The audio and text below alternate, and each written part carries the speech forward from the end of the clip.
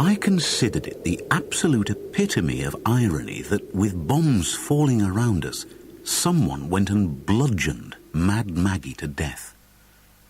To add insult to injury, she lay undiscovered for several days before Harry Fletcher, the milkman, found her. Because milk was rationed to 1 or 2 pints a week, depending on how much the children and expectant mothers needed, he didn't leave it on a doorstep the way he used to do before the war.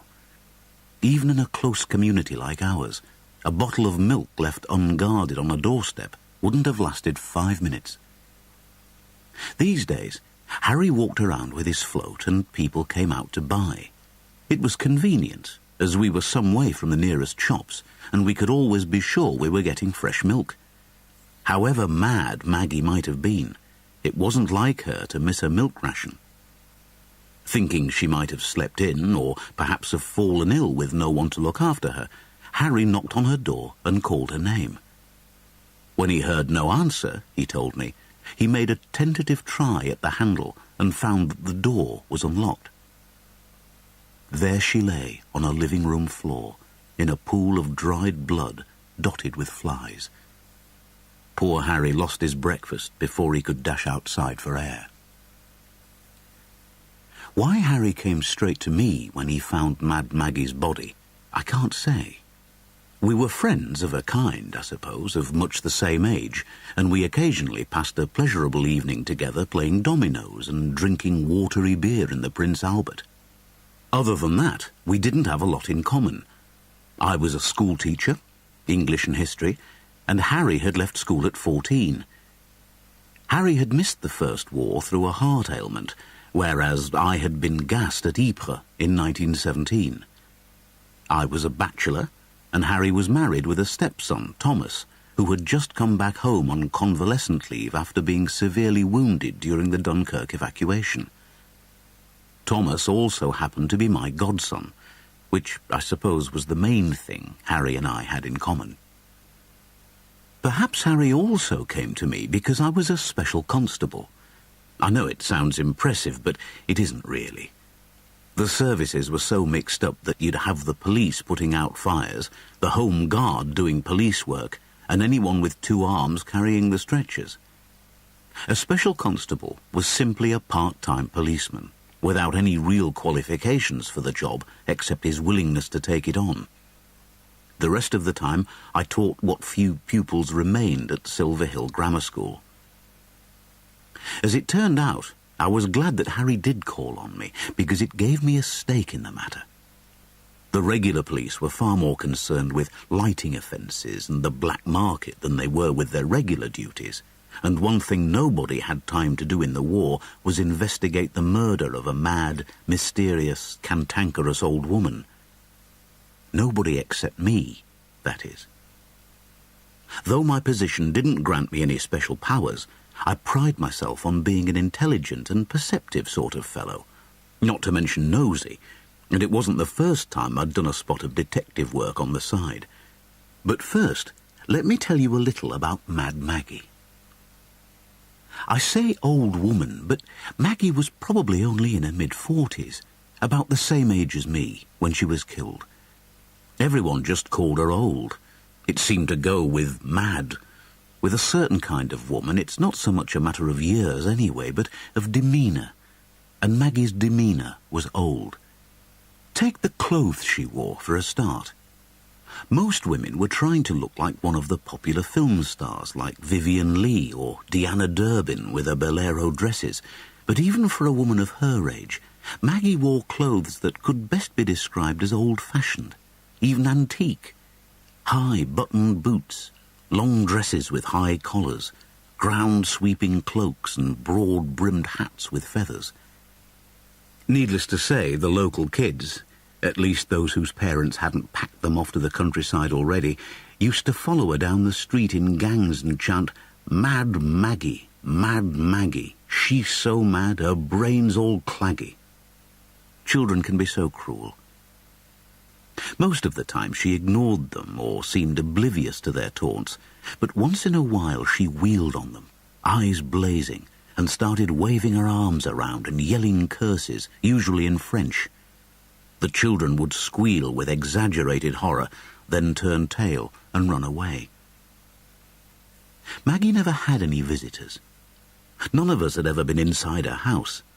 Nobody in the community even knew what her real name was, where she had come from, or how she got to be the way she was. We simply accepted her. There were rumours, of course. Some gossip mongers had it that she was an heiress cut off by her family because she went mad. Others said she had never recovered from a tragic love affair. Still others said she was a rich eccentric and kept thousands of pounds stuffed in her mattress. Whoever and whatever Mad Maggie was, she managed to take care of life's minutiae somehow. She paid her rent, she bought newspapers, and she handled her ration coupons just like the rest of us. She also kept herself clean, despite the restriction to only 5 inches of bathwater. Perhaps her eccentricity was just an act, then, calculated to put people off befriending her for some reason. Perhaps she was shy or antisocial. All in all, she was known as Mad Maggie only because she never talked to anyone except herself, because of the old clothes she wore, because of her strange outbursts in French, and because, as everyone knew, she never went to the shelters during air raids, but would either stay indoors alone or walk the blacked-out streets muttering and arguing with herself, waving her arms at the skies as if inviting the bombs to come and get her. When Harry called that Monday morning, I was lying in bed grappling with one of my frequent bouts of insomnia, waiting for the birds to sing me back to sleep. I couldn't even tell if it was daylight or not because of the heavy blackout curtains. I had been dreaming, I remembered, and had woken at about 4:30, gasping for air, from my recurring nightmare about being sucked down into a quicksand. I heard Harry banging at my door and calling my name, so I threw on some clothes and hurried downstairs.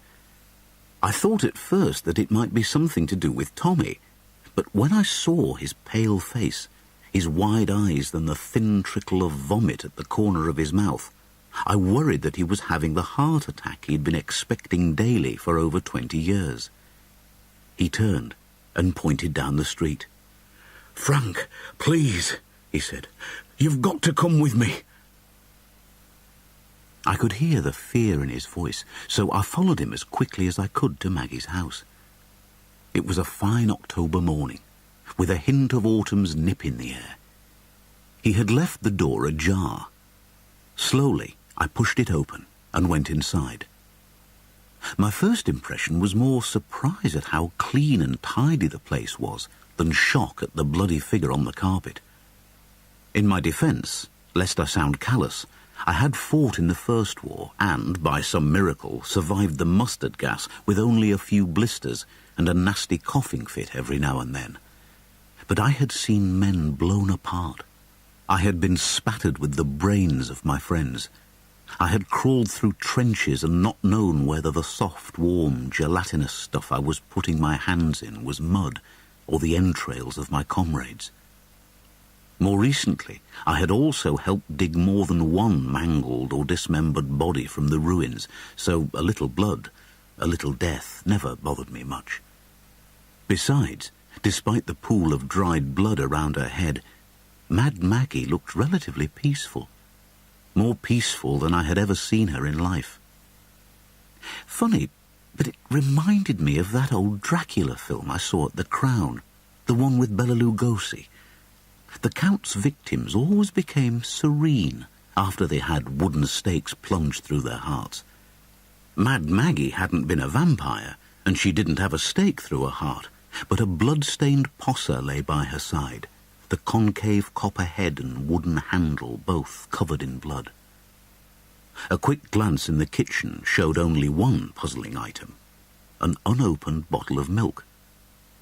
As far as I knew, Harry's last round had been the morning of the air raid last Wednesday. I doubted that Maggie would have been able to get more than her rations. Besides, the bottle top bore the unmistakable mark of the dairy where Harry worked. Harry waited outside, unwilling to come in and face the scene again. Once I had taken in what had happened, I told him to fetch the police. The real police this time. They came. And they went. One was a plainclothes officer, Detective Sergeant Longbottom, a dull-looking bruiser with a pronounced limp, who looked most annoyed at being called from his bed. He asked a few questions, sniffed around a bit, then got the ambulance men to take Maggie away on a stretcher. One of the questions Sergeant Longbottom asked was the victim's name. I told him that apart from Mad Maggie, I had no idea. With a grunt, he rummaged around in the sideboard drawer and found her rent book. I was surprised to discover that she was called Rose Faversham, which I thought was actually quite a pretty name. Prettier than Mad Maggie, anyway. Sergeant Longbottom also asked if we'd had any strangers in the area. Apart from an army unit billeted near the park where they were carrying out training exercises and the gypsy encampment in Silver Hill Woods, we hadn't. "Ah, gypsies," he said, and wrote something in his little black notebook. "Is anything missing?" I told him I didn't know, as I had no idea what might have been here in the first place. That seemed to confuse him. For all I knew, I went on, the rumour might have been right, and she could have had a mattress stuffed with banknotes. Sergeant Longbottom checked upstairs and came back scratching his head. "Everything looks normal," he said. Then he poked around a bit more, noting the canteen of sterling silver cutlery, and guessed that Mad Maggie had probably interrupted the thief who had killed her and fled the scene, probably back to the gypsy encampment. I was on the point of telling him that I thought the Nazis were supposed to be persecuting gypsies, not us, but I held my tongue. I knew it would do no good. Of course, I told him how everyone in the neighbourhood knew Mad Maggie paid no attention to air raids, how she even seemed to enjoy them the way some people love thunderstorms, and how Tom Sellers, the ARP man, had remonstrated with her on many occasions, only to get a dismissive wave and the sight of her ramrod-stiff back walking away down the street. Maggie had also been fined more than once for blackout infringements, until she solved that one by keeping her heavy black curtains closed night and day. I also told Longbottom that in the blackout anyone could have come and gone easily without being seen. I think that was what finally did it. He hummed and hawed and muttered, "Gypsies," again, made noises about a continuing investigation, then put his little black notebook away, said he had pressing duties to attend to, and left. And there things would have remained, had I not become curious. No doubt Mad Maggie would have been fast forgotten, and some poor innocent gypsy would have been strung up from the gallows, but there was something about the serenity of Mad Maggie's features in death that haunted me. She looked almost saint-like, as if she'd sloughed off the skin of despair and madness that she had inhabited for so long, and reverted to the loving, compassionate Christian woman she must have once been. She had a real name now, too. Rose Faversham. I was also provoked by Detective Sergeant Longbottom's gruff manner, and his obvious impatience with the whole matter.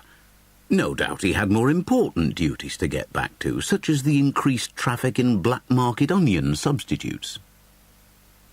I would like to say that the police searched Maggie's house thoroughly, locked it up fast, and put a guard on the door. But they did nothing of the kind. They did lock the front door behind us, of course, but that was it. I imagined that as soon as he found out, old Grasper, the landlord, would slither around, rubbing his hands and trying to rent the place out quickly again for twice as much before the army requisitioned it as a billet. One thing I had neglected to tell Detective Sergeant Longbottom, I realised as I watched his car disappear around a pile of rubble at the street corner, was about Fingers Finnegan, our local black marketeer and petty thief. Human nature is boundlessly selfish and greedy, even in wartime, and air raids provided the perfect cover for burglary and black market deals. The only unofficial people on the street during air raids were either mad, like Maggie, or up to no good, like Fingers. We'd had a spate of burglaries when most decent, law-abiding people were in St. Mary's Church crypt, or at least in their damp and smelly backyard Anderson shelters, and Fingers was my chief suspect. He could be elusive when he wanted to be, though, and I hadn't seen him in a number of days. Not since last Wednesday's air raid, in fact.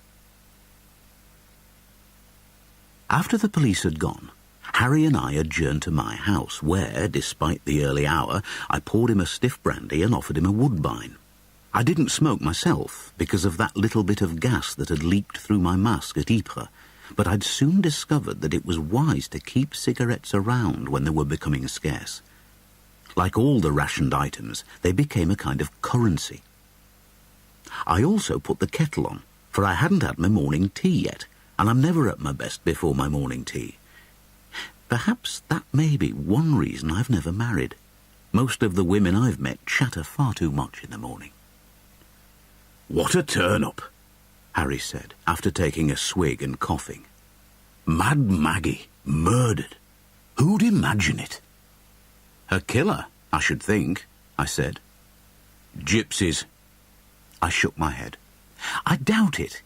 Oh, there's no doubt they're a shifty lot. I wouldn't trust one of them as far as I could throw him, but killers? A defenceless woman like Maggie? I don't think so. Besides, you saw her house. It hadn't been touched." "But Sergeant Longbottom said she might have interrupted a burglar." I sniffed. Sergeant Longbottom's an idiot.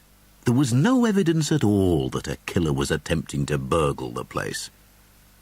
"Maybe she was one of them once, a gypsy, and they came to take her back." I laughed. "I must say, Harry, you certainly don't lack imagination, I'll grant you that. But no, I rather fancy this is a different sort of matter altogether." Harry frowned. "You're not off on one of your Sherlock Holmes kicks again, are you, Frank? Leave it be. Let the professionals deal with it. It's what they're paid for." "Professionals? Huh! You saw for yourself how interested our detective Sergeant Longbottom was. Interested in crawling back in his bed, more like it. No, Harry, I think that's the last we've seen of them. If we want to find out who killed poor Maggie, we'll have to find out for ourselves." "Why not just let it be, Frank?" Harry pleaded. "We're at war. People are getting killed every minute of the day and night." I gave him a hard look, and he cringed a little. "Because this is different, Harry. While I can't say I approve of war as a solution to man's problems, at least it's socially sanctioned murder. If the government, in all its wisdom, decides that we're at war with Germany and we should kill as many Germans as we can, then so be it. But nobody sanctioned the killing of Mad Maggie. When an individual kills someone like Maggie, he takes something he has no right to. Something he can't even give back or replace, the way he could a diamond necklace. It's an affront to us all, Harry, an insult to the community, and it's up to us to see that retribution is made." I'll admit I sounded a little pompous, but Harry could be extremely obtuse on occasion, and his using the war as an excuse for so outrageous a deed as Rose's murder brought out the worst in me. Harry seemed suitably cowed by my tirade, and when he'd finished his brandy, he shuffled off to finish his deliveries. I never did ask him whether there was any milk left on his unattended float. I had another hour in which to enjoy my morning tea before I had to leave for school, but first I had to complete my ritual and drop by the newsagents for a paper. While I was there, I asked Mrs. Hope, behind the counter, when she had last seen Mad Maggie. "Last Wednesday," she told me, walking down the street towards a house just before the warning siren went off, muttering to herself. That information, along with the unopened milk and the general state of the body, was enough to confirm for me that Rose had probably been killed under cover of the air raid. That morning, I found I could neither concentrate on Othello, which I was supposed to be teaching to the fifth form, nor could I be bothered to read about the bombing raids, evacuation procedures, and government pronouncements that passed for news in these days of propaganda and censorship. Instead, I thought about Mad Maggie, or Rose Faversham as she had now become for me. When I tried to visualize her as she was, alive, I realized that had I looked closely enough, had I got beyond the grim expressions and the muttered curses, I might have seen her for the handsome woman she was. Handsome, I say, not pretty or beautiful, but I would hazard a guess that 20 years ago she would have turned a head or two. Then I remembered that it was about 20 years ago when she first arrived in the neighbourhood, and she had been Mad Maggie right from the start. So perhaps I was inventing a life for her, a life she'd never had, but certainly when death brought repose to her features, it possessed her of a beauty I had not noticed before. When I set off for school, I saw Tommy Markham, Harry's stepson, going for his morning constitutional. Tommy's real dad, Lawrence Markham, had been my best friend. We had grown up together and had both fought in the Third Battle of Ypres between August and November 1917. Lawrence had been killed at Passchendaele, about 9 miles away from my unit, while I had only been mildly gassed. Tommy was in his mid-20s now. He never knew his real dad, but worshipped him in a way you can worship only a dead hero. Tommy joined up early and served with the Green Howards as part of the ill-fated British Expeditionary Force in France. He had seemed rather twitchy and sullen since he got back from the hospital last week, but I put that down to shattered nerves. The doctors had told Polly, his mother, something about nervous exhaustion and about being patient with him. "Morning, Tommy," I greeted him. He hadn't noticed me at first. His eyes had been glued to the pavement as he walked, but when he looked up, startled, I noticed the almost pellucid paleness of his skin and the dark bruises under his eyes. "Oh, good morning, Mr. Bascom," he said. "How are you?" "I'm fine, but you don't look so good. What is it?" "My nerves," he said, moving away as he spoke. "The doc said I'd be all right after a bit of rest, though." "I'm glad to hear it. By the way, did your father... Did Harry tell you about Mad Maggie?" I knew Tommy was sensitive about Harry not being his real father. "He said she was dead, that's all. Says someone clobbered her." "When did you last see her, Tommy?" "I don't know." "Since the raid?" "That was the day after I got back. No, come to think of it, I don't think I've seen her since then. Terrible business, isn't it?" "Yes, it is." "Anyway, sorry, must dash. Bye, Mr. Bascom." "Bye, Tommy." I stood frowning and watched him scurry off, almost crab-wise, down the street. There was another air raid that night, and I decided to look for Fingers Finnegan. By then, I had talked to enough people on the street to be certain that no one had seen Rose since the evening of the last raid. We lived down by the railway, the canal and the power station, so we were always copping it. The Luftwaffe could never aim accurately, though, because the power station sent up clouds of appalling smoke as soon as they heard there were enemy planes approaching. If the bombs hit anything of strategic value, it was more by good luck than good management. The siren would go off, wailing up and down the scale for 2 minutes, and it soon became an eerie fugue as you heard the sirens from neighbouring boroughs join in, one after another. The noise frightened the dogs and cats, and they struck up, wailing and howling too. At first you could hardly see a thing outside, only hear the droning of the bombers high above, and the swishing and whistling sound of the bombs as they fell in the distance. Then came the explosions, the hailstone of incendiaries on roofs like a rain of fire, the flames crackling, blazing through the smoke. Even the sounds seemed muffled, the distant explosions no more than dull, flat thuds, like a heavy book falling on the floor, the crackle of anti-aircraft fire like fat spitting on a griddle. Sometimes you could even hear someone scream or shout out a warning. Once I heard a terrible shrieking that still haunts my nightmares. But the city had an eldritch beauty during an air raid. In the distance, through the smoke haze, the skyline seemed lit by a dozen suns, each a slightly different shade of red, orange or yellow. Searchlights crisscrossed one another, making intricate cat's cradles in the air, and ack-ack fire arced into the sky like strings of Christmas lights. Soon, the bells of the fire engines became part of the symphony of sound and colour.